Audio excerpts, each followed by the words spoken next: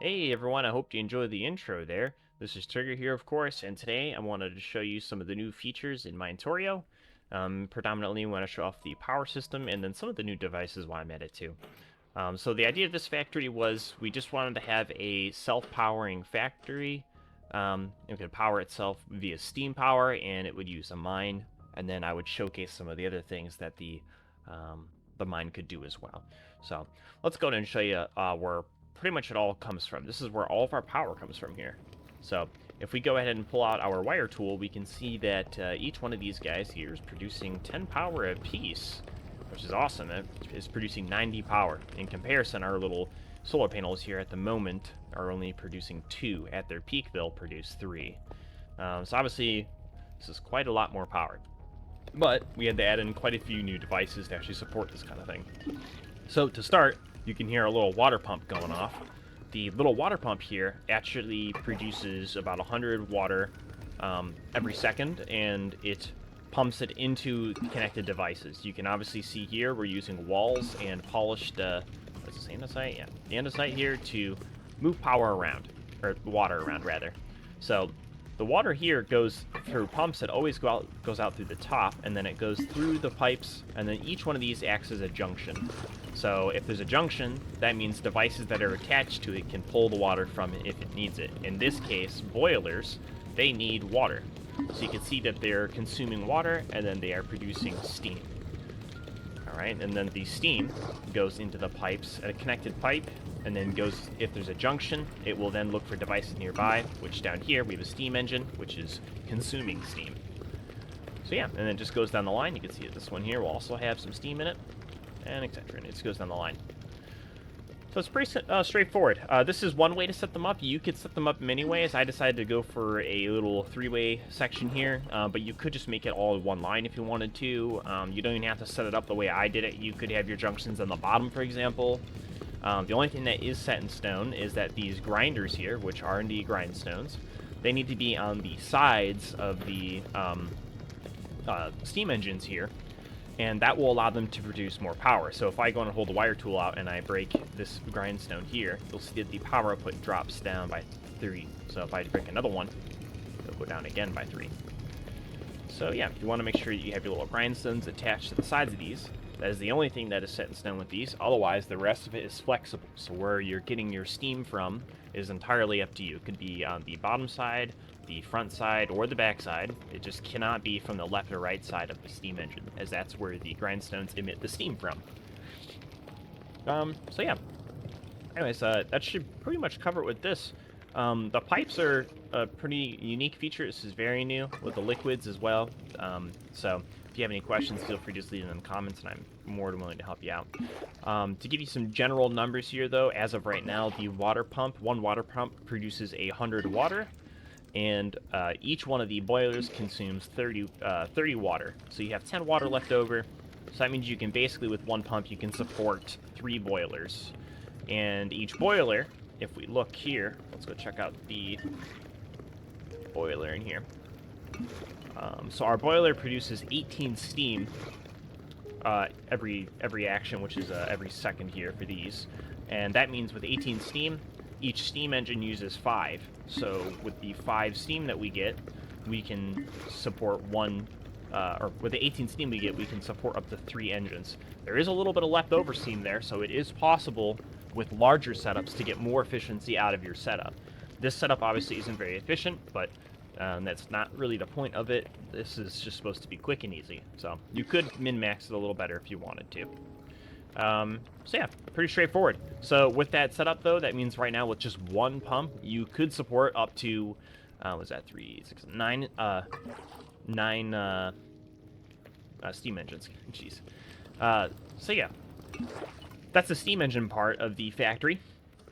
So yeah, let's go and show off some of the other parts here. So we can see here that my boilers here, if we go down here, let's see if we have any coal on the line here. We do got a little bit of coal on the line here.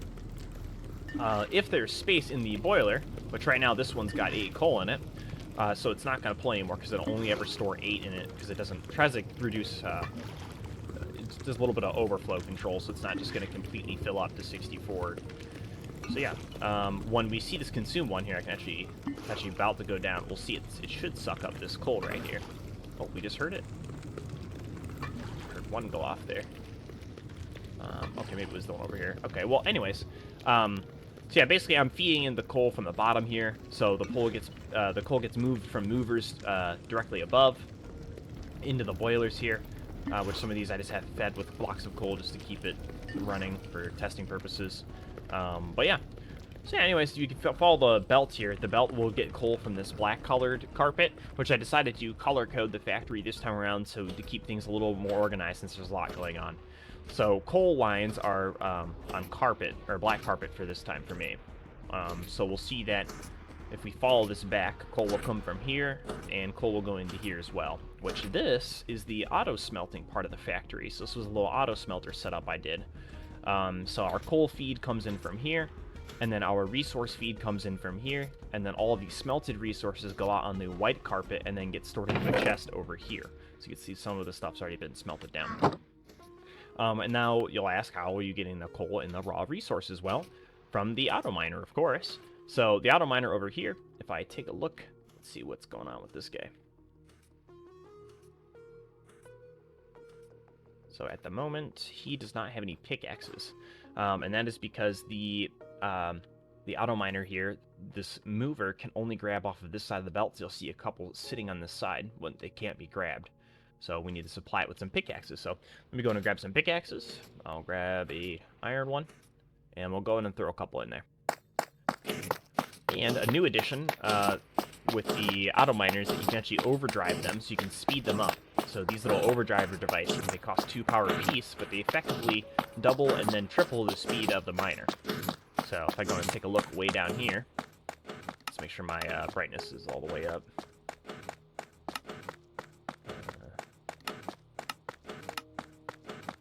Okay, well, I don't know how to find it in here, so never mind. I guess I'll just show you guys down here. But yeah, you can see that it's mining pretty quick down here. Yeah, so the overdrivers are making this a lot faster. So this is just going to keep mining all the way down here.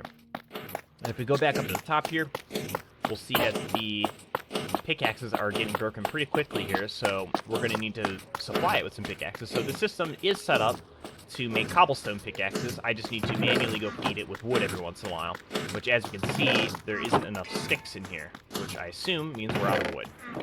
Yep, we're out of wood. So let's go and just chuck some logs into here. So this part is the manual part of the factory, but it's really not that bad if the manual part was just putting in wood. There is other devices to where you can actually completely automate the gathering of the wood now, too, because there is auto planters and then there's auto loggers. So the auto planter can plant the logs, and then the auto logger can destroy the logs, and then you can just feed them into this chest here. So, let's take a look. So, we got pickaxes being made here. This is alternating their output right now. So, some of the pickaxes are going to end up on the left side of the belt here. And then when that happens, we'll see they'll get picked up. It got picked up, and then it got put into here. So by default, it's always going to use the best pickaxe possible, so it's using the iron one at the moment. And it's going to keep mining. Once the iron one's broken, it'll switch over to using a stone pickaxe. So yeah, we can see the resources are coming out on the yellow belt here. With this yellow belt is going to put all of its stuff into this chest here. And then from this chest, I do a lot of sorting. So in this mover, I have a filter for copper and iron. So that will get put onto the belt. Let's go ahead and just grab some just so I can simulate what that would look like. So now you can see that we got, just got sucked up in a bit. You'll see that we got, free this. So now we've got iron and copper onto the line here, and then they're going to get put into this. This isn't a perfect setup, obviously, when you do like a sushi belt like this and mix the things together. That means eventually, like right here, we're going to be locked in on iron because we're waiting on the copper to get smelted now. And this iron's maxed out, so we'll see one get taken here. So yeah, this one's out of coal at the moment, so we need some more coal on the line. Because again, can't grab off of the right side. You can fix this setup and make it a little cleaner, but I'm just going to quickly just chuck in some more coal here just to get it straight. And then in this filter mover, we have a filter for coal, obviously. And so that coal will go down the line here. And you can see I have it being alternated on each side of the belt on purpose. This way, there's an even split of coal going to the boilers, and then an even split going to 2 furnaces right now. There's a few other ways you could do this too, but I figured this is just the easiest way for me to do it. So you'll see that coal's coming onto the line now, and it's going to fill up into this furnace first. Once it hits the 8, the coal will go down to the next part, and then it'll fill this one up. Eventually it'll come down to here, and then it'll fill up. Let's see if we can catch some of the iron coming out. And so here goes the iron. It's coming down. It's going to put down into here. So yeah, there's a lot you can do with the quarry. Obviously, we also have another part of the process too. You can see some andesite and some other resources that'll come through, like gravel and granite every once in a while. If you look, I have it filtered here to take diorite into here. Let's see, I think I got some. Let's go and grab a piece of granite too. We'll tell granite to go over here as well. So granite and diorite will come into here along with cobblestone. And then you can see that over here, this chest is just filling up with cobblestone. And then the cobblestone gets outputted here, which again, this mover will then take some of the cobblestone to the left side of the belt, and then the remaining part will go to the right. And then over here, obviously, is how our pickaxes are being made. But the rest of the cobblestone goes down here and gets outputted here. Now you're going to notice a little interesting thing here. We've got cobblestone on the left side of the belt and gravel on the right side. And that'll make a lot more sense here in a moment. So, let's follow the cobblestone. So, as the cobblestone travels, it goes into here. These movers grab it and get put into these crushers. These crushers, as you can hear, are crushing down the cobblestone into gravel. And then, the movers here grab the gravel, put it on the belt, and the belt goes all the way here, follows up the white belt, and from the white belt, comes down here, loops all the way around, right into this mover, which this mover then gets gravel put into the chest. And then from our mine, we can also get gravel. So, because we can dig up gravel in the quarry, obviously, so we feed the gravel into here as well. From there, we take all the gravel from the quarry and from the crushers, we put it back on the belt where the cobblestone originally came from, and then we feed it down the line. Down the line here, we have more crushers. Now, these crushers crush down the gravel, and then the gravel output can put 2 things out, either sand or flint.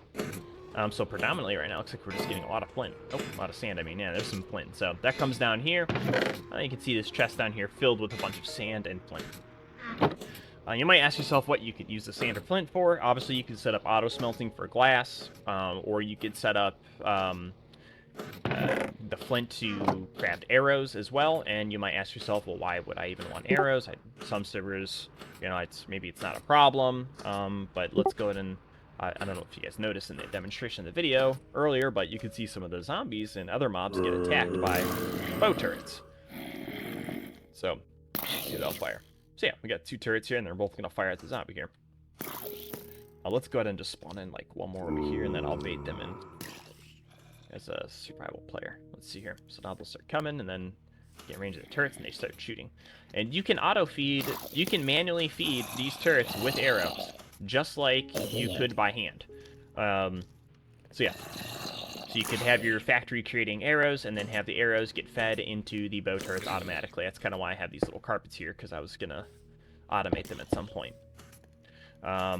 So yeah, anyways, yeah, you can do quite a lot with the quarry. There's a lot to manage with the quarry, though, too. There's going to be resources that at first you're going to mine up and you're not going to expect them. So if you didn't have filters on your movers, you could end up with unexpected things on your lines, like dirt, for example. If you didn't filter out your dirt to go somewhere, the dirt could end up in your cobblestone line, and then this entire factory would back up because, you know, dirt isn't usable on the line. It can't use anything with it. So that's why dirt just kind of dead ends in this chest right here, and then I have to manually take care of it. Now, at some point, you know, you could deal with the dirt in unwanted resources in a few ways. You could set up another mover right here, and then set up a redstone clock to tick the mover. Sorry, not the mover. You could have it set up to move the resources into, a mover. You'd have a mover set up here with filters, and let's say you wanted to filter dirt on it. You could then have it tick with a redstone clock, and then that would eject the items out, or just a normal hopper, rather. You don't even have to use a mover for that. You just put a normal hopper here, or a dropper. You put a dropper here, and then you would redstone tick that, and then you could have it eject it into lava if you wanted, or just into the ground, because nothing will pick it up. It's entirely up to you what you would want to do with that. I prefer to store the resources than to waste them, but, you know, you don't have to do that. But yeah, it's really up to you on what you how you want to deal with the byproducts of the quarry and really what your goal is. And you could mass scale this up more too. This is just one quarry. You could have more. There's no reason that you wouldn't have to. So, anyways, though, this is pretty much most of what you can do with the factories here. I'm going to destroy this so it doesn't just hollow out the entire world so far for more testing I would need to do. But yeah, there's a lot you can do with them. It's a pretty cool thing. This is also one of the modes for the quarry. If you let's say you're a server owner and you don't want it to physically dig out the entire world, you don't have to. You can, as an owner, you can go into the config and you can go to the miner mode and you can change it to 0 for the miner mode, and that will change it towards a virtual mining, and the mining process is simulated. And there's a few advantages for this too. The main advantage is for your performance.